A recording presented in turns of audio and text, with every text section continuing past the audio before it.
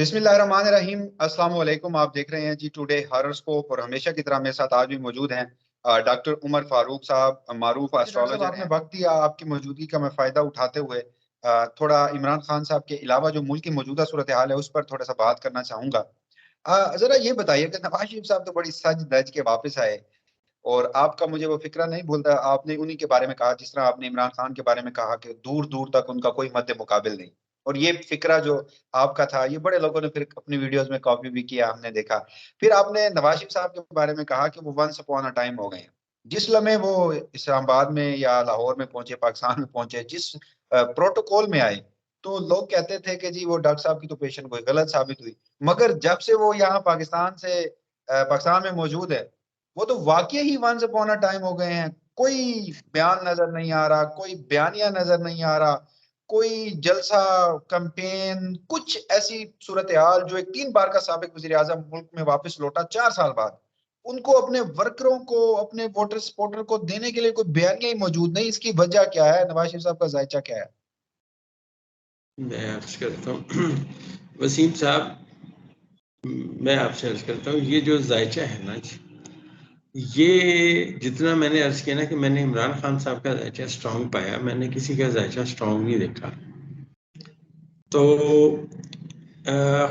नवाज शरीफ साहब के जायचे में मैंने अर्ज किया था कि कोई बात ऐसी मुझे नज़र नहीं आती। ठीक है, हम समझते हैं कि गलती भी इंसान से हो सकती है, कैलकुलेशन आपकी गलत भी हो सकती है, कुछ बाज़ का हम कुछ चीज़ें भूल भी जाते हैं। ये नहीं कि हम कोई खुदा ना खास्ता अल्लाह माफ़ करे हम कोई हरफ आखर है, लेकिन जितना छोटा मोटा हमारा अंदाज़ा है कि उनको अब खान साहब की मौजूदगी में जो दो पहलवान लड़ रहे हों, देखें जी आपने तो अंदाज़ा लगाना है ना कि अगर दो जायचे आपके पास हैं तो स्ट्रॉन्ग बंदा कौन है। तो मुझे जायचे में इमरान खान जैसा कोई बंदा नजर नहीं आता है, इसीलिए मैं कहता हूँ कोई मद्दे मुकाबला नहीं है दूर से। आप देखिए, मैं अर्ज करता हूँ, हमने अभी थोड़ी देर पहले बात की कि वो दिमागी तौर पर बड़े स्ट्रॉन्ग हैं।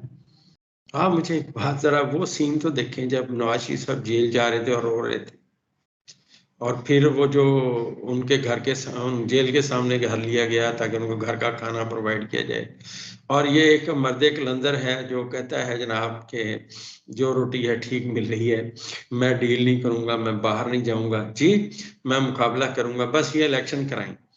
अब ये बताएं, एक बंदा जेल में बैठा हुआ है जिसके वर्कर्स को मतलब तोड़ा जा रहा है, जिसकी पार्टी पे मुश्किल वक्त आया हुआ है, जो भी है, लेकिन वो वहां से हटा नहीं है, वो उस मुतालबे में कायम है कि इलेक्शन कराएं।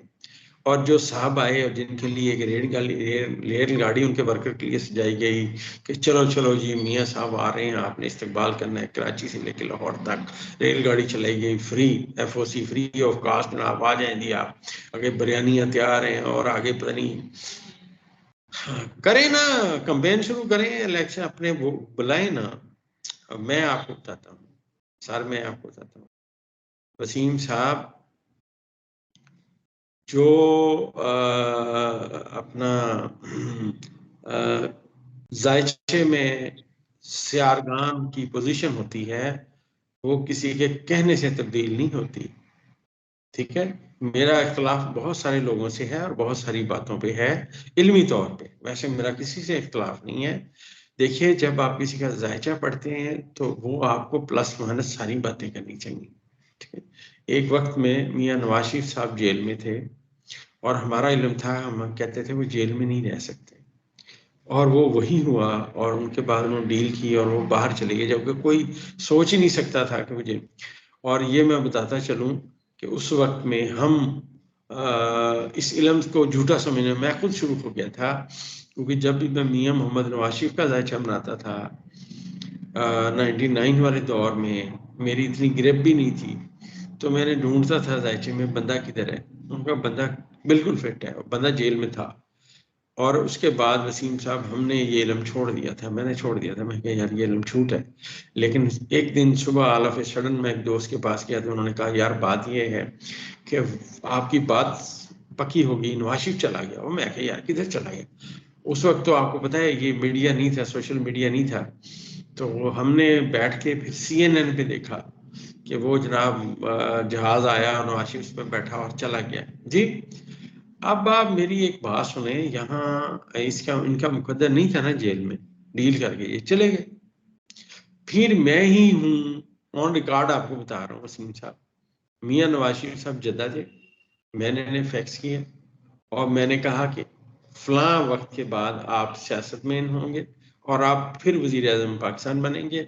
इस वक्त में ये जो वक्त आपका गुजरेगा इसमें आपको एक प्रॉब्लम आएगा और मुझे लगता है शायद आपके वालिद साहब इस दुनिया में ना रहें। ये मैंने उन्हें फैक्स किया हुआ है।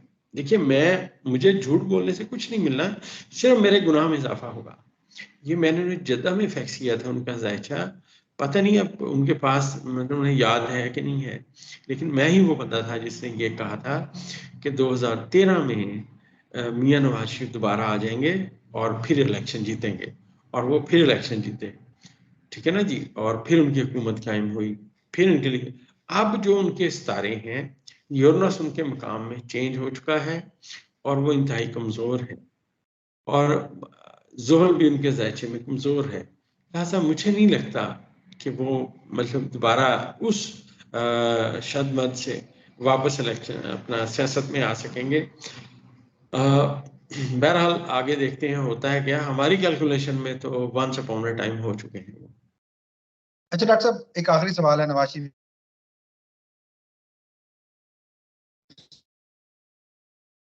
से ही मुतल्लिक या सिग्नल कमजोर है साहब, आपकी आवाज सही नहीं आ रही।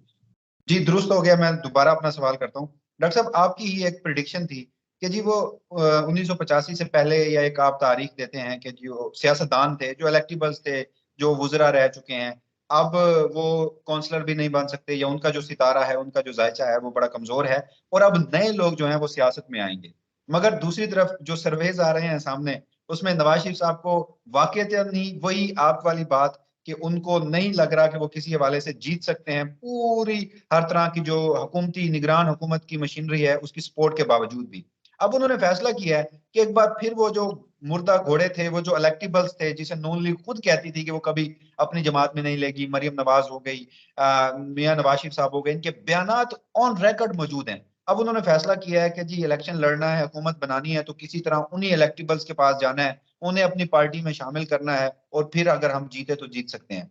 तो अगर वो इलेक्टेबल्स को भी ले लें, और आपकी भी पेशन गोई है, जो कि काफी हद तक अब जो नौजवान नस्ल है उनको हम देखते हैं, तो उनके ख्यालात से आपकी प्रिडिक्शन बड़ी दुरुस्त साबित होती नजर आ रही है। तो फिर भी नवाज शरीफ साहब, वो कहते हैं ना पंजाबी में कि ऐसी फिर ना ही समझिए, मतलब वो इलेक्टेबल्स को भी साथ मिलाकर भी हालात उनके सही नहीं हो रहे।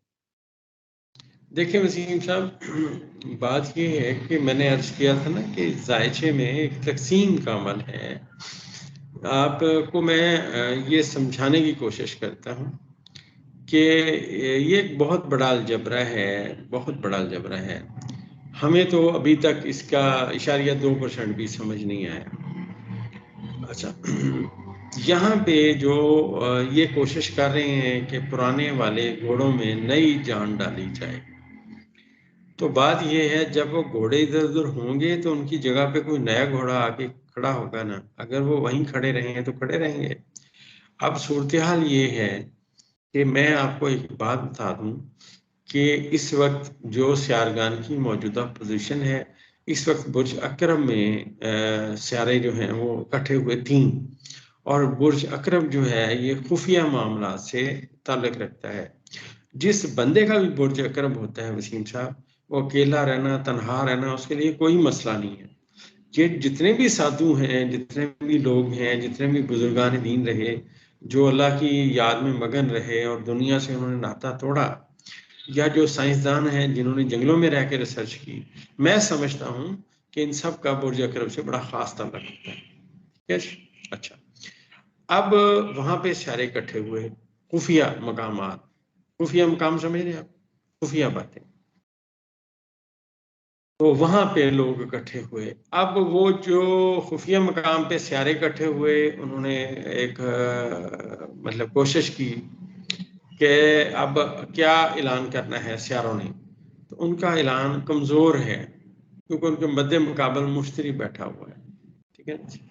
तो ये जो इलेक्टेबल्स वगैरह इकट्ठे करने की कोशिश है, इसमें कामयाबी नजर नहीं आती, बल्कि आने वाले वक्त में जब मैंने अर्ज किया कि सूरज अपना बुर्ज चेंज कर जाएगा और यह तारद ऑलरेडी आ चुका है, अब तारद जब यहाँ आ चुका है तो यहाँ अब सूरज आने वाला है, 20-21 तारीख को सूरज भी यहाँ आ जाएगा। और फिर जैसा मैंने आपको बताया कि 25 नवंबर को मरीख भी अपना बुर्ज चेंज कर जाएगा। लिहाजा नए चेहरे आने की सिमत में जो बातें हैं वो आती जाएंगी। और यहाँ पे पीछे से जोहरा आ रहा है, जब जोहरा यहाँ पे पहुंचेगा तो यहाँ पे जोहरा आके अपना मुश्तरी के घर में बैठेगा। मुश्तरी जो है वो ऑलरेडी जोहरा के घर में बैठा हुआ है, लिहाजा कानून अलग चेंज हो जाएगा। तो वो वाली बातें जो हमने पहले की थी कि कैमरा आपको दिखाएगा कुछ, हकीकत कुछ होगी, तो ये उस सिमत में फिर दोबारा बातें जाएंगी, सूरत हाल कुछ और नजर आएगी, लेकिन रिजल्ट्स कुछ और होंगे। और एक बात और बतानी बड़ी ज़रूरी समझता हूँ, हमारे बातों में वो रह गई।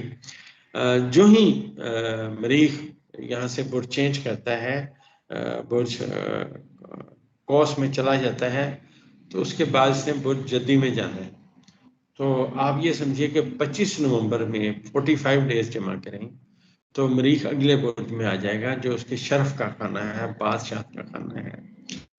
और ये यहाँ इसी का हाकम सतारा वो था जिसने इमरान खान को बादशाह के मकाम पर जाके बिठाया है। वहां पे सितारे का आके बैठना और कम्युनिकेशन करना तमाम हालात तब्दीली की सिमत में लाएगा। ये समझते हमने इलेक्शन आगे करके अक्लमंदी की है, इन्होंने तो इलेक्शन को खींच के इमरान खान के करीब कर दिया, उसकी जीत को ज्यादा करीब कर दिया है। ठीक है ना जी। ये अब जितने मर्जी घोड़े ढूंढ ले, कोई घोड़ा रेस नहीं जीतेगा, नए घोड़े रेस जीतेंगे। जो खान साहब जिनको टिकट देंगे मुझे लगता है वही जीतेंगे, अंदाजा मेरा यही है। बाकी अल्लाह की जात बेहतर जानने वाली है, हमारा तो अंदाजा ही है जी। बहुत शुक्रिया डॉक्टर साहब। नाज़रीन, हमने आज तफसीली तौर पर इमरान खान साहब के हवाले से, नवाज शरीफ साहब के हवाले से जो जायचा है, जो मुकम्मल उनका हॉरोस्कोप है, उस वाले से बात की है। डॉक्टर उमर फारूक साहब ने हमें टाइम दिया है, हमेशा की तरह इनकी मोहब्बत के मशहूर हैं। इंशाल्लाह फिर किसी दिन नए टॉपिक के साथ आपकी खिदमत में हाजिर होंगे। तब तक के लिए इजाजत दीजिएगा। अल्लाह हाफिज।